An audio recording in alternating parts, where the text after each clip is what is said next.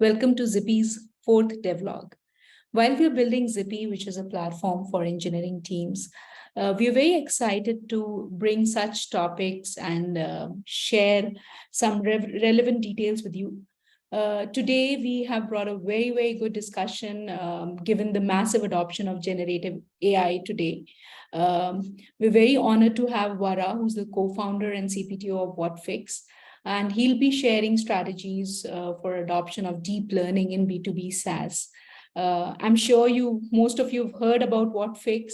Whatfix is a leader in digital adoption platforms, and Whatfix's digital adoption platform integrates seamlessly with applications to enable users, providing in-context information and guidance to kind of increase individuals' capability and also amplify their productivity.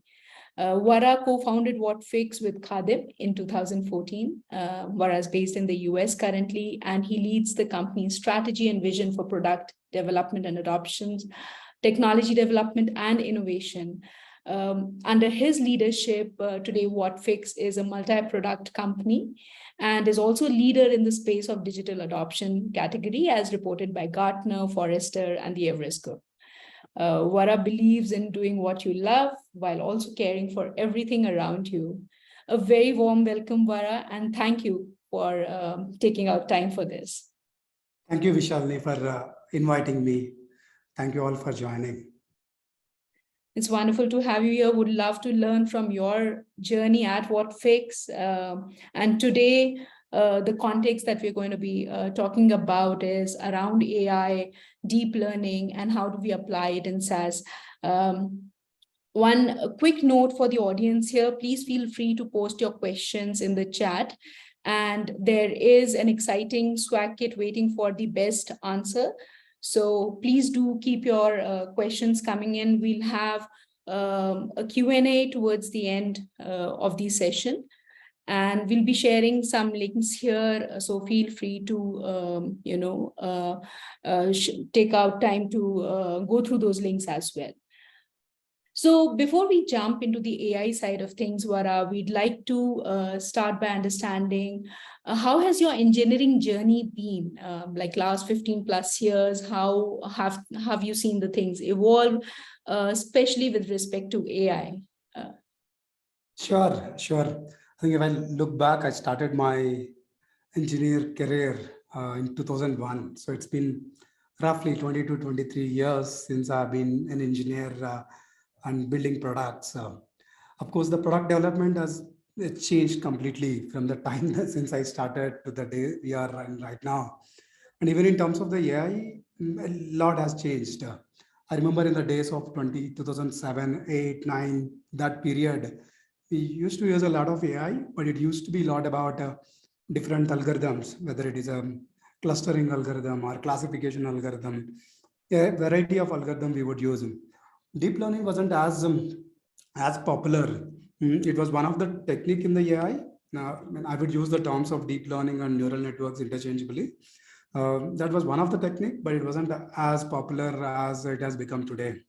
So now we use a lot of deep learning and a lot about neural networks that we try to do at Whatfix. But it was very different in those days, around 2010. Got it. Yeah, before we jump into neural networks and, open AI, maybe we can just quickly check with the audience here, like till what level would they like to kind of engage today? We'd love to have more and more questions. So we'll have a quick poll around, like, what do you think is your level with respect to AI today? Like, are you at a beginner level? Like, do you know about ChatGPT and you've read about it, you've read about all the news that's happening around it, or you're kind of an expert? Please go ahead and, just help us with this so that we're able to ask what are the relevant questions. Thank you so much. So let me just look if we can quickly see through the results here. Okay, so I think a lot of the audience here, almost 61%, is kind of at the beginner level. So what we can do is start with the basics and then move towards a little more on the detail side, Vara. So you mentioned neural networks. So why neural networks in particular, and what has really led to the sudden surge in innovation? Like, how did all of this happen suddenly, and we're seeing so much of action around it right now? Yeah, for sure. It just feels like sudden surge because there's so much that we are hearing in the last few months. So that gives us all an impression that it is something new and it is happening right now. But neural networks are very old concept, and I think probably around 65 years back, people started trying, people started using, and a variety of things being tried over a period of time to utilize neural networks. The whole, anyway, nothing as you are all familiar, the whole concept of neural network is to mimic how the probably brain may be working. So that was the rationale in which neural networks was started. But I think the big change was, especially there are few landmark papers in neural networks. Essentially, the few researchers from Google and all have published. That has led to a big change in that entire technology. There was one paper about multi-layer perceptron, which was about how do you chain neural networks in multiple layers. So that gives an ability to store a lot of knowledge. And there was a much more recent paper around 6-7 years back about attention is all you need. So that is actually a landmark paper that is also been called as a transformer architecture. And that has actually made a big shift. But when that paper was written, as I read correctly, that paper was written more in terms of how do you use it for language translation purposes. But that algorithm, that style of neural networks had become really popular. Um, I'll tell you two important concepts in neural networks, which probably I think will be important for you to remember and understand. One is about the parameters. Parameters is a concept I'm sure you must have heard a lot of times. GPT has so many parameters. The other model has so many parameters. So parameters is nothing but parameters contains the knowledge. So the number of parameters will dictate how much knowledge you have. And the second, the big change that Transformers has brought in is that it brought in a change of, can you actually have a large context when you ask any question to the neural networks? So when you have a large context, your answers can be much more clearer and much more better. So broadly, I think those are the few things that you need to know. Go ahead, Vishal, and if you have more questions. Right. And you just mentioned large context. Like, why do we need a large context? Like, if you can give an example around this to explain it a little further, that would be helpful. Yeah, sure. Maybe we'll start with one more explanation of what is a neuron, and then we'll go to the context. So the under the hood in a neural network, the core element which is storing knowledge is a neuron. So the neuron, essentially, the knowledge is nothing but a double value, so or a float value. So that is where the knowledge is stored. A neuron is nothing but think of it like a simple equation. Let's say you have an input which is A, and your knowledge is X, and you have an output which is Y. Essentially, A into X equal to Y. So if I give an input as A and if I give an output, then you will be able to predict what is Y. For example, A is 10 and you want Y as 100. So X will be 10. So, right? So that is exactly as a neuron. So you know an input, you know an output. So what is that need to be done to get to X? So that is what is stored in a neuron. So what makes it very, very powerful is that when you combine these neurons in a very large chain where the neurons are connected with each other, then when you give an X, so many neurons will get changed to get the value of Y. That's what makes the neural networks extremely powerful. So this whole concept of neuron is actually very simple. It is not very black box. It is a very simple and straightforward. I have an input, I have an output. I multiply with a parameter that gives me the output. So chaining all these neurons will make the neural network, and each neuron has this data, which is called parameters. Combining all those parameters makes the knowledge that the model is carrying. So you train the neural network. Once you train it, that means when you are training means you have an input and you have an output, and you give that to the neural network. Then your model will have these parameters, which will have the knowledge of all the training that you have done. So when you apply this model with a new data, that means when you want to infer an output, it will be able to predict and give good output. So that is a concept. So very simple concept. It isn't very complicated. So that's what even largest neural networks does. So now why the context is important. So let's say I ask Vishalini that can you suggest me a place for a dinner? So it's very hard for her to recommend to me because she does not know a lot of details about me. I'm a vegetarian. I'm right now in Bangalore and I'm in a HSR. If I share all of these contexts to Vishalini, she will be able to recommend me a precise location, precise restaurant, which potentially is suitable for me, right? So that is what all forms a context. So without a large context, your output will not be good enough. So what has happened with transformers is that transformers allowed people to give large context to train and give a large context to question during inference time. So that large context is what makes the accuracy of the neural network better. So the big change that has happened after transformers is that it allowed a way where you can have a large context. That led to the generative AI and everything that we are talking about. Got it. And we've seen the improvement with every version of ChatGPT, I think, which we'll discuss a little later. But that's where the context is also being used extensively. Correct. So the transformers is actually an algorithm which talks about how can you have a large context. So GPT is applied the same transformers architecture to train on certain data. But the same thing you can apply. Let's say you can create your own neural network by using transformers architecture, and then you can have a large context for your own problem statement. Then you can have your own solutions. Essentially, it allows you to build a neural network with a large context. Got it. Got it. Awesome. No, I'll dig in deeper with respect to SaaS a little later, and I'll come back to this. But since you keep mentioning neurons, like I mean, we've all heard that there's a direct connection of this to how the human brain works, right? So, do you think our human brain actually works in this fashion, or? Yeah, it seems so. After I read about neural networks and how it works and all of that, so it seems highly possible that maybe our human brain is working in those lines. So maybe our human brain just have these data pointers, and depending on the situation, it is inferring and it is telling what to do, or it is telling the answer to us through the human brain.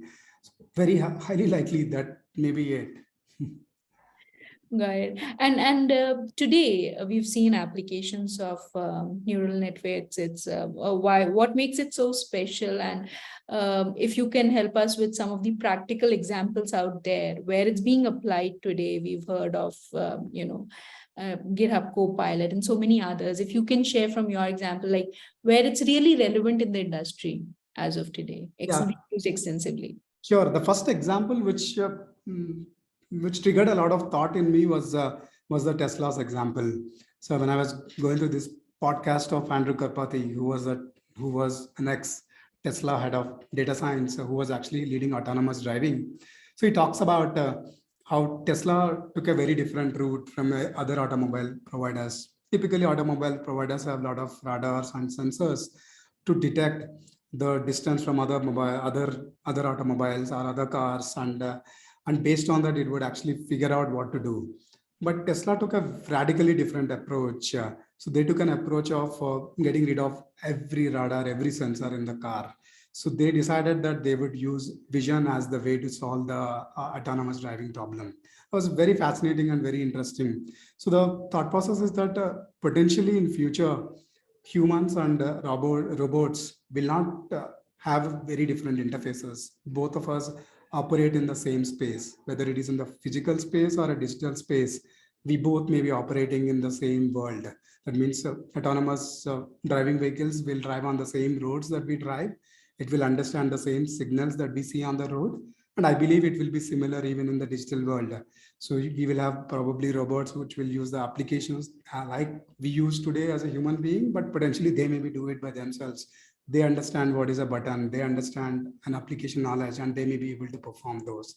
So there was one triggered a lot of thought in me, which has also led to a lot of deep learning thinking at Whatfix also. And then there are other examples which many other companies also use. So one prominent one, which also triggered a lot of praise, was GitHub's Copilot, which recommends what code to write for the developer. So that's a big thing which they have done. And of course, now they are also trying Copilot X, which is about, it's not only recommending code, but it is also recommending code based on your code base, your design, your libraries. It is very, very making it specific to you. In your company, how you write code, it will generate code based on that. That's what they're talking about, which is extremely good and definitely seem practical and practical to do. And even you see Microsoft launching a variety of products around this, like Microsoft Copilot helps marketers to write better copywriting, helps marketers to create better marketing pages very fast.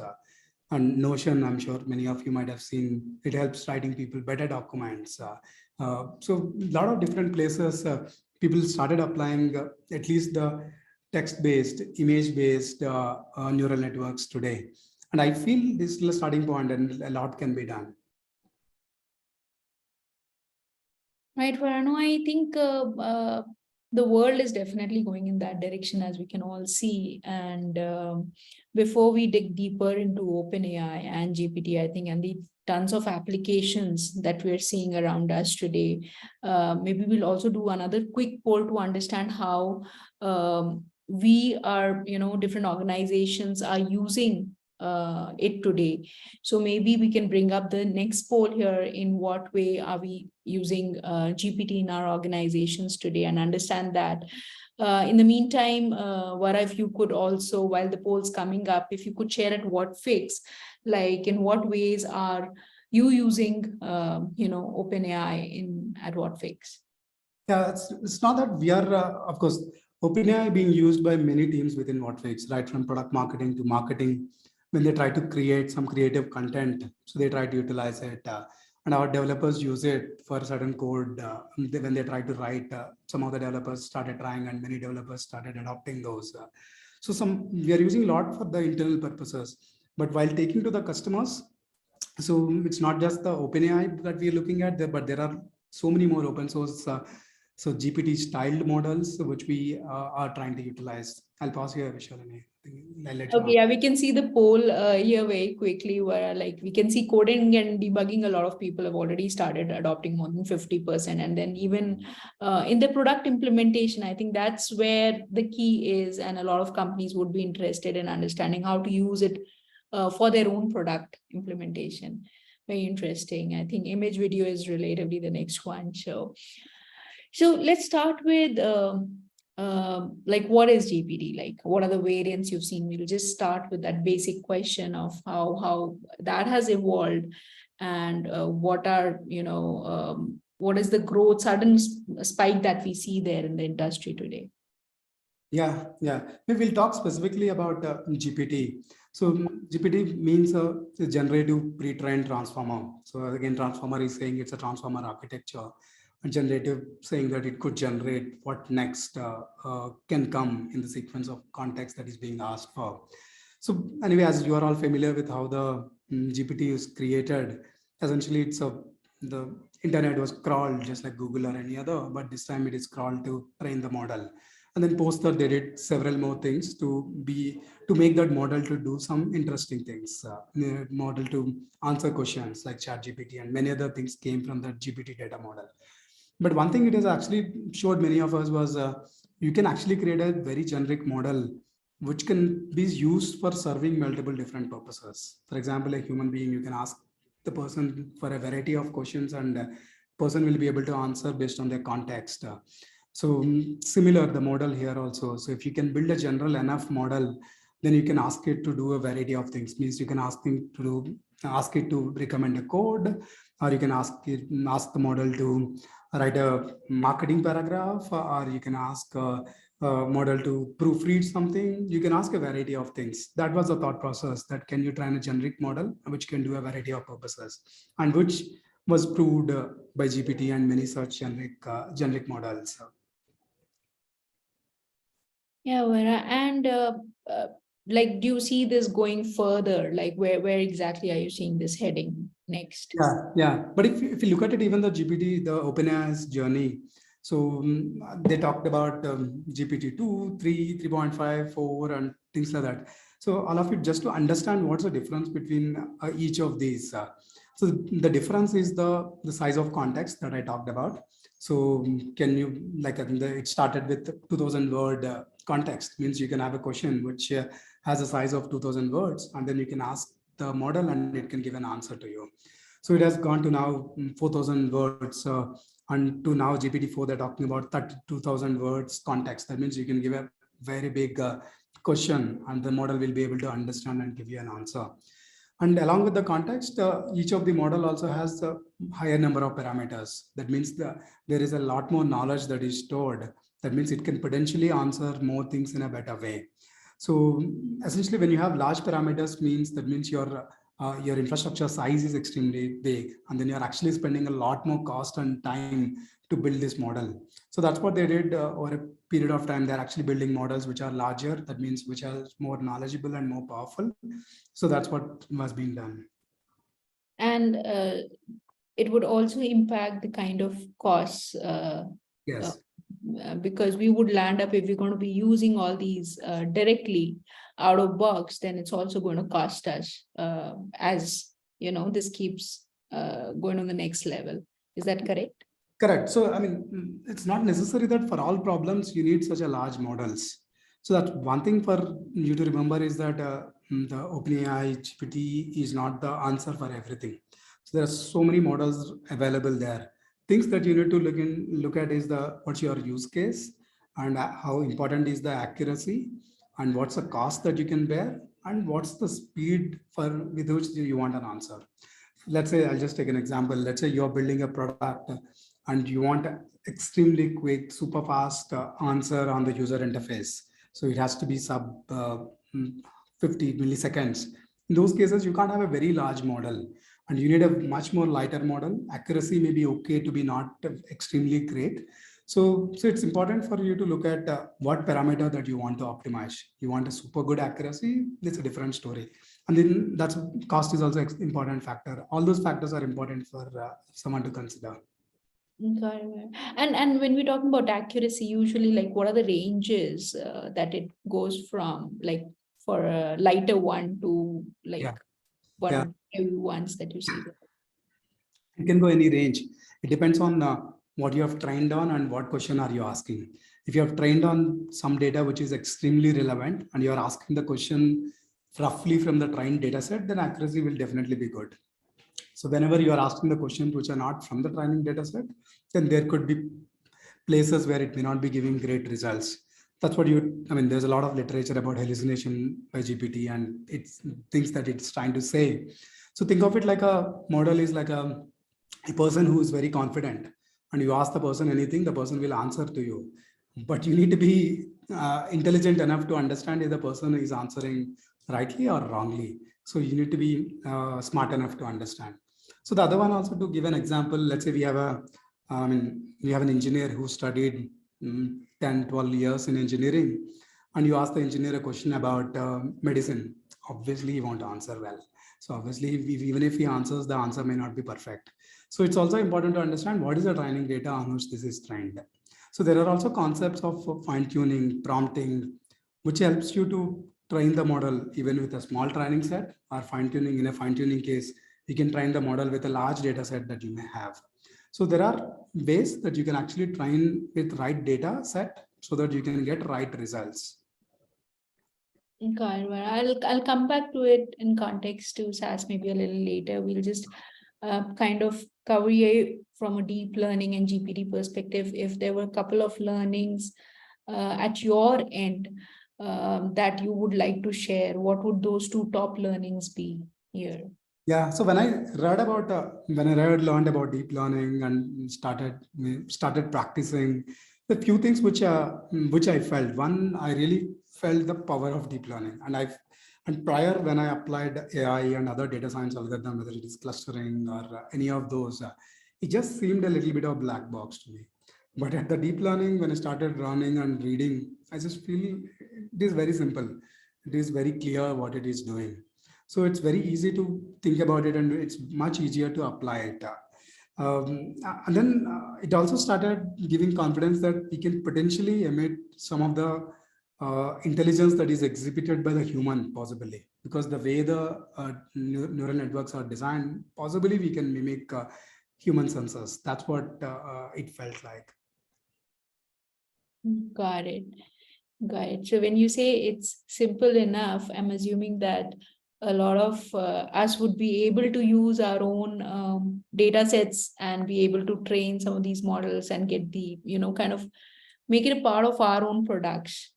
We can go a little deeper on that. Yes, I agree. And a little bit more beyond that, which I also feel you can build your own models and you can tweak your own neural networks. It's not as hard as one would assume. You really don't need to use only the out of box. Of course, wherever out of box is available, that is much cheaper, faster for you to do. But you don't need to limit your thinking to that. That was one of my point.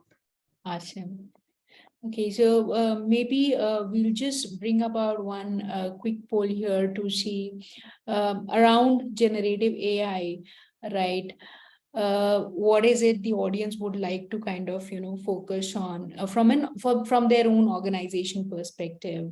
In when you're looking at this, Vara, what do you think is that we should focus on? Because there are concerns around data security and privacy, especially when you're using something out of box there. What are the tools that can be widely adopted today in smaller or larger organizations? And customer use cases. So out of these three, where do you think your focus would be? At Whatfix, like what do you focus on today? Yeah. So for us, all three are focus areas. But if I have to, but it's harder to rank because both we want to use deep learning and deep learning enabled products within Whatfix for sure that we want to do. And the best practices of data and security is extremely important both for Whatfix internal usage and also for Whatfix to take some of these models to customers. We also need to understand very clearly about what are customer expectations and are we able to adhere to those expectations. And customer use cases, definitely they're also extremely relevant.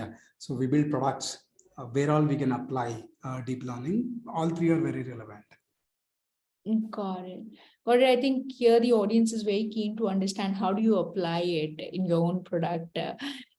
So if I were to talk from a founder's perspective or a CTO's perspective, like how should a founder be thinking? How do you get started with this? Yeah, I'll tell you how I got started, and I'll tell you something that I'm trying to do, or I've done and I'm doing. So one, though, as I talked about, I had familiarity with deep learning in the past, but not as a hands-on familiarity or not as good clarity. So, but several quarters back, what I decided is that when deep learning also started becoming popular, then I realized I don't have enough depth which I want to learn by myself. I have our data science team, which is around 6-7 people, but I also want to understand better because otherwise it's not practical for me to be able to drive the team. So I took a week off. That was a week of learning. So I learned a lot about deep learning. I practiced creating neural networks. So I tried it, which helped me a lot in getting a lot more clarity. But it's not that I understand every nuance of what's happening in deep learning, but I understand enough to be able to understand what data scientists are saying, to be able to drive the team to think in a better way. So that's good enough. So I think taking the time out to learn, I feel is very important. And second, probably the other thing which may be important is that once you believe the neural networks and deep learning are important for you and your company, how do you build that culture in the company? So one realization that I had after learning was that, of course, having data science team is good, but you don't really need a specialized data scientist always to apply deep learning in your product. So how do you make your engineers understand? How do you make your product team understand? How do you change your R&D organization to think in a way that like React or any other library that we utilize today, we get ourselves familiarized. But how do I make them familiarized with deep learning so that when there is a problem statement, this is another tool which they can think of and they can apply. So that is a big cultural shift, which all of us need to change in our companies so that every team is thinking about where they can apply AI and more especially deep learning. So this was something that I tried to do. And of course, you can do a lot more innovative things to change this culture. Awesome, where I'm kind of confused whether to take a week off for Vipassana or for deep learning. They're both deep learning, I believe. So, but this sounds very interesting. I think as a founder, yes, I think you also need to kind of step back and get back to that learning mode while you're always running and trying to solve problems. Thank you so much, Vara. That was great advice. And how can a startup identify these opportunities to apply? Like you said, they could, if you could share some more examples, like where all can we start thinking about it a little directionally? If you can give with some examples, that'd be great. Yeah, sure. So the places that you can look at in your product is that look at places where probably people are spending a lot of time in your software. So where maybe your customer or your services team or someone is spending a lot of time doing something in your software. If you can look at those aspects, so that can give you really good ideas of where you can actually augment that user to do their things faster. Let's say your product requires a developer to analyze certain error log or analyze certain logs and certain trends, then it may be a good idea for you to start thinking what may be this developer thinking and how are they actually interpreting the data. And can you start thinking, can you try the same thing to a model so that model will be able to help the developer? It's not necessary that it need to be able to 100% give a great answer, but can it augment the user to start with? So if it can start recommending what potentially the answers, then that could be a great way to think of. Look at all places where potentially people are spending time. So those are the places you can start thinking of ways to augmenting. I'll give you more examples of some different products. For example, in our product, as you are aware, we are a digital adoption platform. We are a layer on all softwares. There is someone in these companies who are spending time to create Whatfix experiences on every software. We've been trying a lot of different ways. So can we remove this, remove the amount of effort that they are spending? Can we automatically create? Can we automatically suggest? So there are a lot of things that we can do to reduce that amount of content creation effort that is put. The other area that we have applied was when people search for some help, historically we would give them some recommendations. Now we are starting to give an answer to them. So the prior world, the human being was expected to go to that link, read through the article, find an answer, and come back and use it. Now what we are trying to do is that we are training the model with all this content, and the model will directly give an answer of 1 or 2 lines to the user, so that user doesn't have to read through all those documents. Or let's say you're building a contracting product. So there are enough places where people in the organization have to enter contract details into the software. Maybe think of ways how you can do this automatically, how you can read these contracts like a human being who is manually feeding in, and can you train the model in the same way so that you can automatically read that and feed in the data. So there's so many different places in your products people are spending time. So look at those places. And I'm sure in all those places, you will have some data in your organization, in your product. So that data will be extremely helpful for you to train the model. So in the future, the models will become commodity, means people will know how to create neural networks. People will know different architectures. That may not be a great differentiation, but your great differentiation will be the data that you have. That will be unique to you, the data that you own. So utilize your data to be able to answer things for your customer. And if you can augment the user, that will be extremely powerful. Even you don't need to really replace the user. If you can just augment, that is a big value add. Got it. Got it. So what you're trying to do is basically mimic a lot of what your users are doing and kind of see if that model can be created. So you've created a lot of in-house models based on your use cases itself.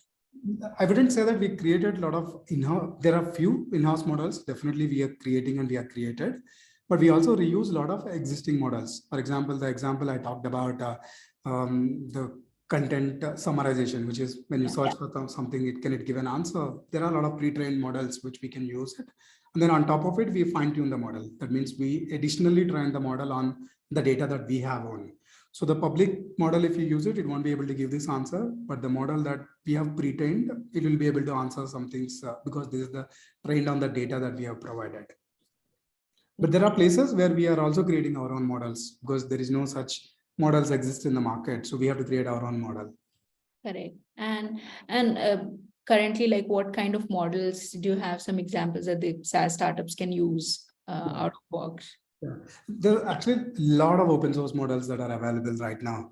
Like let's say even OpenAI, all of you are familiar. Google has Bard, and there are many other open source models. If you look at Hugging Face, there are so many models that exist which you can look at. But if you need image based models, there are models like YOLO, and there are many models right now available publicly.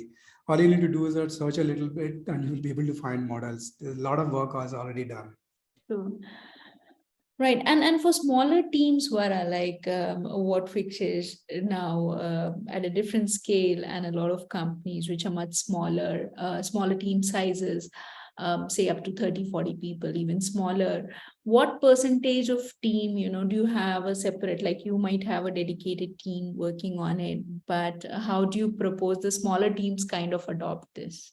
Yeah, Vishalani, that was the model that we were operating, where we had a dedicated data science team who were applying data science at various areas of the product. But we changed that practice completely, because now I started believing that every pod and every engineer should have this knowledge. So the knowledge, I mean, it doesn't have to be only one or two or few teams in the company that are knowledgeable about it. So now the practice of a central data science team that was dissolved, and now we follow this pod squad structure. Every pod is a very independent unit running by itself, and we are promoting more and more pods to be able to apply deep learning by themselves. Because more often you will be able to use out of box models as it is. Even if you can't use out of box models, little bit of prompting can help give you a good answer. Prompting means, as I talked about, you have a context of, let's say, 2000, 3000 words. Within that words, you can give some examples. If I say this, then this is an answer. If I say this, there's an answer. And then you can ask the question and it will be able to answer. So with prompt engineering also, you can do some level of accuracy you can get. If not, you can also fine tune. So the fine tune means on the model, you train extra data. That also you can apply. All these, it's easy to do. It's not too hard. So the more and more culture changes, you get all pods familiarized, get every engineer to think about it. So when they want to apply, it is not too hard a problem to apply today. So for a small teams, my recommendation is that first you decide yourself, is this something that you believe in, deep learning or any other AI technique? If you believe it is important for you to practice it, then you figure out how do you shift culture of your company. So you can't have one or two people think about it. We have seen uh, sometimes it's not as effective. So it's better if your entire R&D thinks about it, and they need to think about this as at another tool, Kubernetes or React or Java. It's at another tool. So that's where people have to start thinking. If so, then you will see a lot more innovation. Got it. I think 1 week of vacation and deep learning together would be the way to go then, for the whole team to get aligned. And maybe also, as you rightly said, I think it's more like adopting it as a tool itself, rather than treating it as something huge or different. It is supposed to be part of the culture. As you're saying, that's the feeling I'm getting. Uh, so you did mention data and training it in data. Like, how much data is really required? Like, not every company would have like Google kind of data, right? With them, and especially when you're starting off, you have limited customer data to train things on. So, where do you get started, Vara, if you're thinking more from a product angle? Yeah. So different problems require different level of accuracy. Some problems you don't need super good accuracy, even if you can do a little bit. Let's say, for example, so Gmail is doing autocomplete. You don't need to give a very good answer. Even if you can just give reasonably good answer, which still adds a lot of value to the user. You don't need to train a lot on this customer data, your data. Even if a general open source model, if you utilize, you can build that kind of a feature easily. I mean, without much that you need to do there. But the more data that you have, you can actually give more and more accuracy. So my point of view is that start applying, even if you don't have as much data. There may be the open source models which exist that may have good enough data. And you can also look at ways to utilize public knowledge. So that is one thing that we miss a lot of times, is we only are looking inward. We're only looking at the data that we have. But there may be a lot of public data which is available. For example, GitHub Copilot. I'm sure a lot of that data is not any of the internal organization's code base, but it is actually the public open source code base that existed, that was crawled and taught. So OpenAI So it is not taught on their own data. It is taught on the internet data. So you just need to think about either, don't force yourself that the data has to be your own. There may be a public open data, which can be good enough starting point for you to start. And then later on you extend it. Later on you add your own organization specific data, which can give you the unique power. That will be your mode. Awesome. Thanks for that, Vara. And maybe I think we're getting a lot of questions also from the audience. What we'll do is maybe take one last quick poll here from the audience, and also jump to the questions. There's some very interesting questions, and I'll hand it over to Karthik. This was an interesting one. A lot of people are also getting scared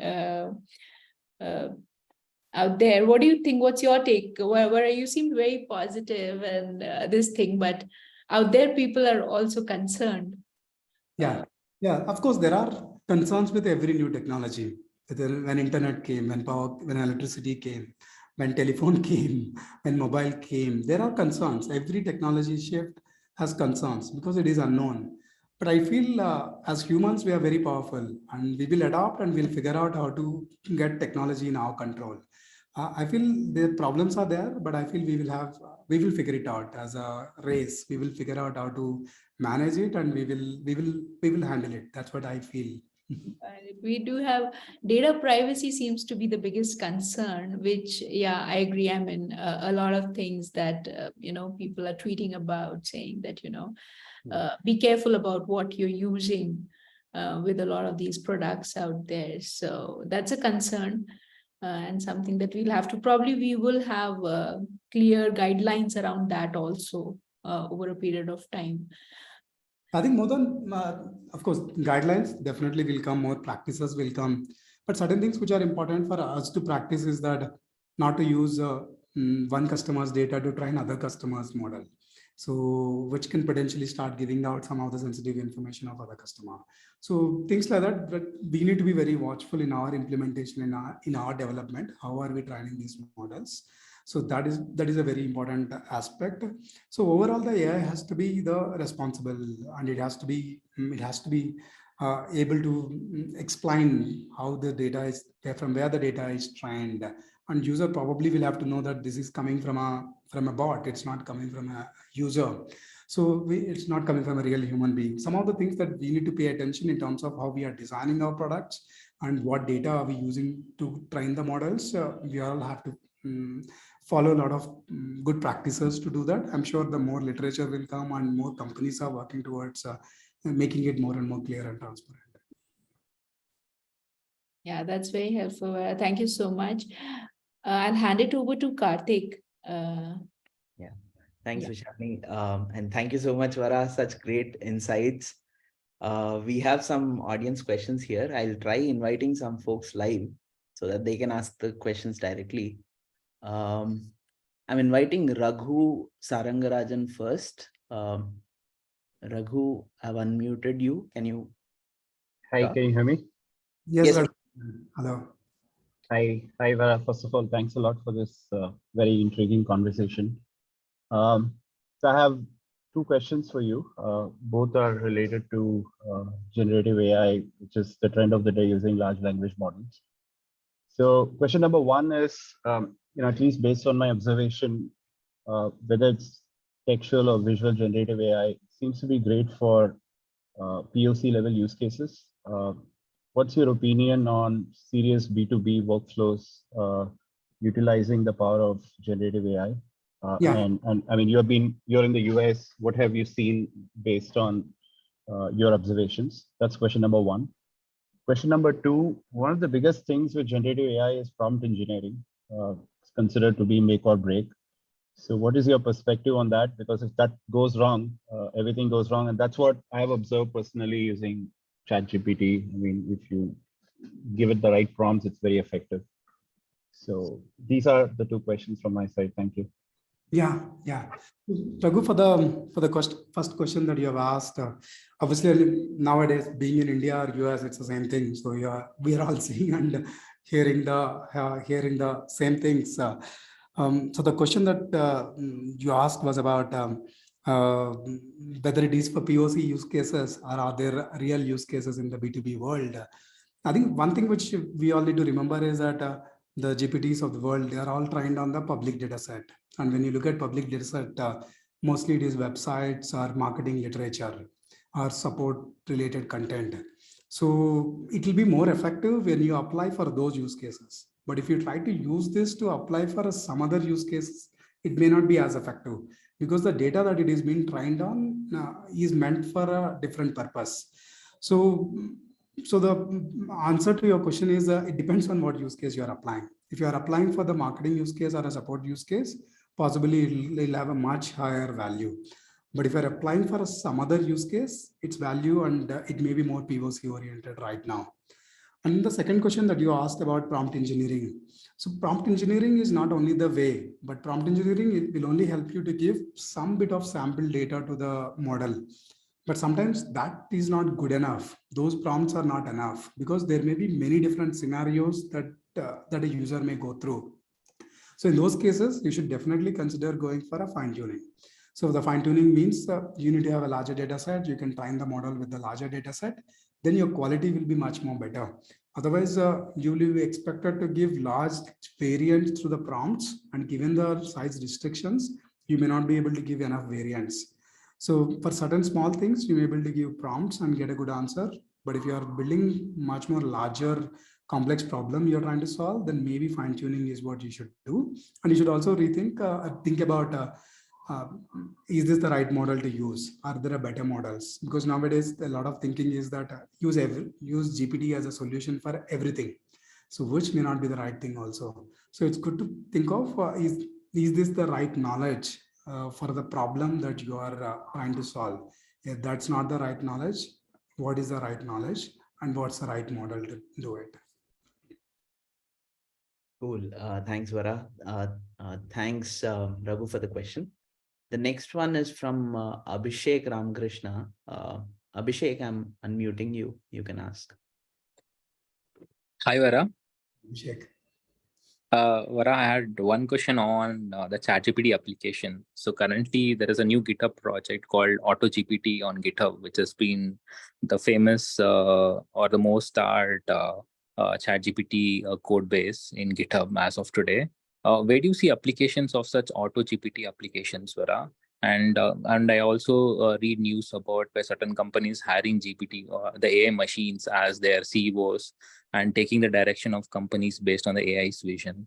And on the other hand, I also see certain technology leaders like Elon Musk asking the AI labs to not train machines or models more than GPT-4.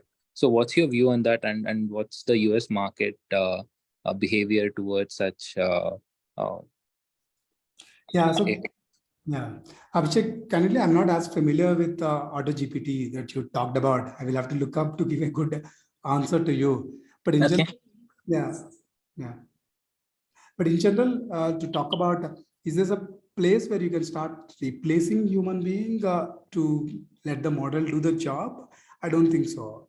I feel we are very far off from there. We are very far off from being able to leave it to the model to be able to do things by itself. I think that we are very far off. Whether it is a code generation or any place, I feel you still need a good developer to be able to understand and say, this is a good thing, this is the right thing to do. So I feel we're still long distance away to get to the place where we can truly mimic and replace a human being. Now I feel it's a good place to augment and improve productivity of all of us. Cool. Thanks, Vara. Thanks, Abhishek. Especially in the last 12 hours, Twitter has been bombarded with auto GPT and baby AGI tweet feeds. So yeah, things are changing quite fast. Very fast. The next question is from Rajdeep. Rajdeep, I've unmuted you. Hey Vara, thanks a lot for this wonderful session. Hey, yeah, so my question is related to the fine tuning of the model. So you have mentioned a couple of things like, you have created your own model. So my question is that, are you guys fine tuning a particular model or building a model from the scratch? Yeah. So I have a couple of follow-ups question as well. Yeah. So Raj, both are being tried at Whatfix. So one, for some of the use cases, we could take the generally available model and fine tune on it. So even OpenAI allows you to fine tune the models, but of course it is very, very expensive. Or you could also pick an open source model and fine tune on it. There are very good examples and scenarios where you really want to fine tune. Let's say, for example, the example that I was talking about, when user is searching for some query, we want to give a direct answer, but this answer is not available in internet because the documents are proprietary to our customers. So we aggregate our customers' content to be able to give a direct answer. So this is a proprietary data set which we need to fine tune. So there are strong reasons why you would fine tune, and also you could fine tune either an OpenAI model or any publicly available open source model. You can fine tune by yourself. Go ahead, Rajiv, for your further questions. So the second question is that when you are preparing a fine-tuning data set, at what point of time, you consider that, this is kind of, this is good for creating the baseline fine-tune model for us. I mean, like, do you have any particular number for any task? Just want a very rough figure. Yeah. So I don't have any specific figure in my head, but generally when you do this, you will split your data set into two. So one is your the actual training data set that you're going to fine tune on, and another is your test data set. And typically, based on your use case, you may expect a different level of accuracies. And for certain use cases, even if the accuracy is slightly lower, you may be okay to go ahead. And for certain use cases, you may want the accuracy to be higher. Then you will have to rethink, does it mean the training is not good enough? Or does it mean you picked the wrong model, or the actual base model was trained on a different data? Or what is the problem that you need to question? So what is the right level of accuracy? It purely depends on your use case. Sometimes even with less accuracy, it may be okay. Yeah. Thanks a lot, Vara. No problem, Raj. Karthik, you're on mute. Sorry. Thank you, Rajdeep. A few more questions. I'll take them myself. So the next one is from Yugang. He's asking if, like, with many model transformers in the market, how do we select one and classify a specific model transformer for our own use? Yeah. The first is once you have your use case very clearly decided. So then when you look for the models, you will be able to understand which are the most relevant ones for you. And the next further for you to do is that you need to be able to test these models. As I talked about, those parameters you need to keep in mind. So what's accuracy you want, what's the speed you want, and what's the cost. So if you keep those kind of parameters in mind, and when you test the models, you will be able to get a fair enough idea on what works best for you. So most important first is start with the use case, and then you try to do this approach. And again, our learning is it's always important for you to figure out what's the right question to ask the model. So sometimes once you have good clarity on what question to ask, then if you evaluate the models, you will be able to understand what's relevant. Sometimes you'll have to build it by yourself because there are no models trained on the type of question you are asking.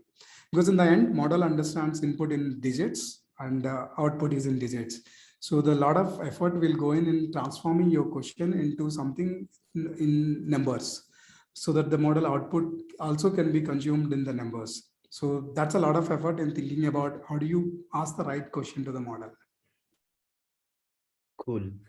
The next question is from Code Breaker. He's asking for your views on generative AI tools like ChatGPT posing a cybersecurity risk. Yeah.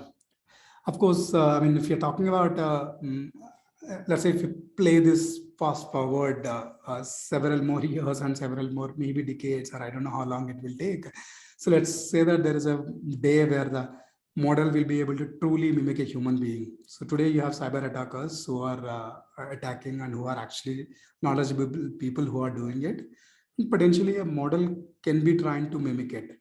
But if you flip the coin and look at it from the other angle, today you have security experts in the companies who are trying to defend. And the same way the models will also be trying to defend. So I feel it will be same like today. So you have people who are attacking and you have people who are defending. That's what I think will continue to happen. And possibly we'll all figure out how to fingerprint each of the models so that you know from who's the owner of the model. We'll all figure it out how to fingerprint it. Cool. Thanks, Vara. The next question is from Jennifer. She's asking, with the pace at which things are moving, how long do you think it will take for us to achieve AGI or artificial general intelligence? And do you think ChatGPT version 5 or 6 can achieve it as soon as in the next 2 years? I don't know. Then if I answer it, then it's just, I'm speculating something. I don't know how long. It may take very long also. So we still seeing few signs. I mean, obviously the certain things when the bot started doing good, we are all very excited and we are all talking a lot. And there is a lot of hype also in all of it. But if you look at many of the applications and every day that we use, it's still not using as much of deep learning. It's still a lot have to evolve. And when you are in that hype period, it feels like everything is achieved and we are already there. But if you actually think back and look at every day what you are doing, what changed, how much has it changed in the last 6 months or 1 year? So it takes a long time for the technology to come to a place where every one of us can utilize. It will take a long time. Cool, Vara. The next one is from Shantanu. He's asking if you see an impact of LLMs on Google search, SEO, and other things. And do you see this as a revolutionary change, and can it completely replace a lot of existing products? Again, I think it will become very speculative if I answer anything. So, but I still feel there are, of course, even Google is extremely powerful and they have so many data scientists have been working and many of these innovations came from there. I'm sure they're not sitting behind and just keeping quiet, and they're also building what they could do. And many companies, almost like Microsoft, the way they evolved and they took this deep learning journey is very remarkable. Such a large organization, how fast they moved and how fast they incorporated some of these features into these products is pretty big. But for sure, I feel a lot of our product creation thinking will evolve, and we will start applying deep learning more and more naturally in our product. So the expectations from the software creators will increase. That's for sure. And it will become a culture and it will become natural for us to apply in more or more places. That's what I feel will happen. That's great. The next, I think we'll take one last question. This is from Nikita. Are there any open source ways of training your data model without compromising on data privacy? And how much data is good enough data to be trained usually? Yeah. So Nikita, of course, the open source, the internet is a publicly crawlable system, right? So you may have the right data set in the internet, which is publicly available, which you can potentially use it to crawl. So or crawl and train the model possibly. And there are also a lot of efforts put by many people to create open data sets, such as there are people who did classification of images and things like that. There are a lot of work that was done by open source groups. You can utilize all of those if you want to train your own model with that data. So there are many open source or public repositories that exist today, which you could utilize to train the models. Cool. Thanks, Vara. I think we are on time. Everywhere we see today, it's all about Gen AI, ChatGPT, and everything. And I think this has really taken the world by storm. And everyone that I'm talking to personally has some degree of FOMO. And I'm sure a lot of engineering folks today who have attended the webinar and the startup founders have something to take back home from this webinar. And thank you so much for your time. It's been a pleasure hosting you. Thank you all.